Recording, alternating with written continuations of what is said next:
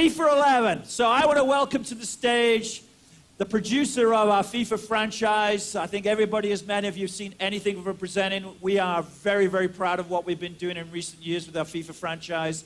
Arguably the biggest selling annual iteration video game in the world when we look at it by numbers. Something that our team up at EAC in Vancouver have done phenomenal work with. Please welcome to the stage David Rutter, producer of FIFA 11. How are you, mate? Hello. Nice shirt, by the way. It's the best shirt in the world. Can anybody play in goal? Has anybody got a British passport that can play in goal? Because we need you on Friday. That was pretty ugly, huh? Yeah, it wasn't so good. Even in FIFA 10, like the keeper they do I get know that. we have a lot of feedback about our keepers, but I've not seen one do that before. All right. So David and I are obviously English. We're very nervous about Friday. I should be the US because I saw Slovenia called them out this morning and said they're going to beat the United States. I don't know if you saw that. There's something weird going on in the world when Slovenia are top of the group, though. That's Slovenia calling out the United States and saying we're going to take it. A little bit odd. All right. David, take us through what's going on for FIFA 11. This would be the first time, I think, outside of the studio that people are going to see this. I know it's behind closed doors over there, but you know, we're seeing tremendous success with FIFA 10. We're seeing tremendous success with our World Cup franchise.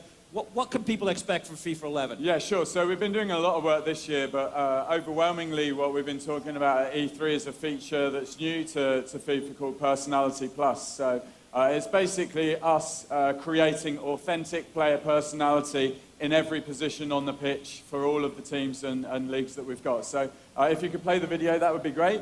We've got a few videos here from our testbed environment.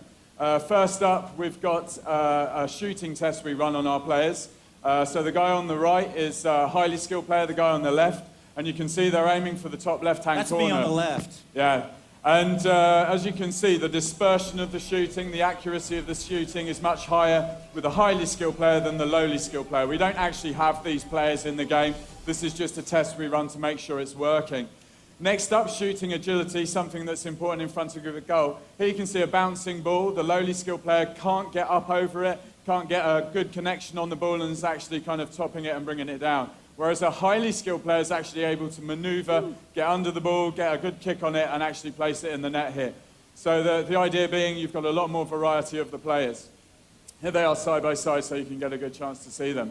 In addition, dribbling's a big part of the game, as I'm sure everyone's aware. Guy on the right, highly skilled, able to turn on a sixpence, as we say in the UK. The lowly skilled player on the left-hand side, though, finding it a lot more difficult, taking longer, more weighty dribble touches and can't make quick, agile turns. That would be me again, turning circle of an oil tanker. Absolutely, yeah. But I know you used to play in defence, so here's some defensive stuff. The white ring around the player is actually their tackling diameter here. So you can see the lowly skilled player, a small area around him that he can tackle in, whereas the highly skilled player, much bigger, and is able to actually read the play and intercept the ball there to give a lot of personality in defence. Here it is at full speed again. And lastly, ball control, something that's really important. A highly skilled player being able to take the ball out of the air and get it under control quickly. A low-skilled player actually knocking the ball slightly in front of him, not able to take the ball under control. And as I say, these are some of the elements that are in the game this year, making personality outfield. Goalkeepers also coming in for a lot of attention here. So somewhat predictable in FIFA 10. Here you can see this guy's read the trajectory wrong. This example is a deflection and actually trying to recover and get back in time to make the save. So what we really wanted to do is to say, inject player personality in every position on the pitch. So, as great as FIFA 10 was, 91 rated game, cost me a lot of money, welcome. It was a good party. If there was a criticism, a little bit of that ping-pong passing that went on? Absolutely. So this year, you know, we've done a lot to refine the gameplay. I've got a quick slide for you, actually. We have the first slide, if possible. This is from a piece of software used called DevTrack, where we're actually tracking forum feedback here as an example that's come in. It's about positioning. So we're actually going into our forums, tracking it in our software. If you could go to the next slide as well, please.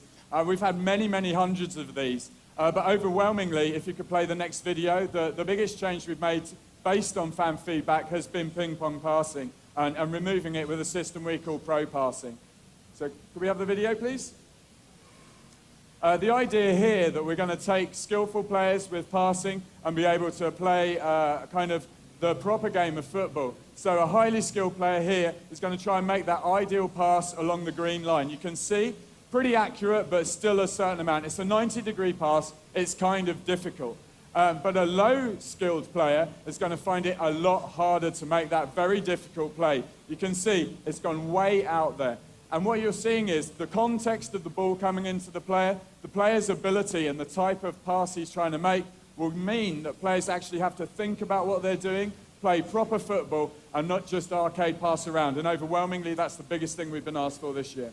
So quick question. Explain to everybody what that test bed is, because I don't think Sure. everybody gets to see that, what a test bed and how the so development I think it is actually the first time we've showed it in public. It's kind of important. I think that you guys do see what we're up to. We have a kind of what we call a test bed, an environment of FIFA where we can tweak and tune pretty much every parameter of player, AI, animation in the game, just to make sure we're covering everything off and test it out. That's what that is. We run tests in there, we check the shooting, the passing, and everything else, and that's how we do it. But I think probably the important thing for you guys to hear is that's a very small snapshot of what we're doing this year. Come July, I'll be going on a press tour around Europe, telling a lot more stories about all the other stuff. Sorry? Sorry, boondoggle. And come August, we'll also be at the Cologne Gamescom as well, doing the whole thing, big press conference and showing off all the real big headline stuff. That's where you and I usually make our bet for the year. Yeah. In Cologne. Uh-oh.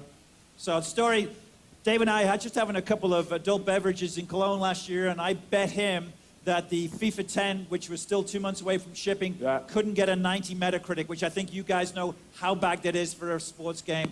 Ends up with a 91. Cost me about $60,000 for a real smash-up party in Vancouver a few weeks ago. I have people that work on the team for 7 years, and they said it's the best party they've been to. Can they still remember it? So then, in front of your adoring public, what are we going to get for FIFA 11 from a Metacritic score? Oh, that's tough. So obviously, we're going to improve everything. We're responding to all the feedback. We're innovating. I think we will at least equal what we had last year. And I'm really, really, really, really, really hoping we're going to outdo it, because I know you've kind of made a bet with your boss. I have.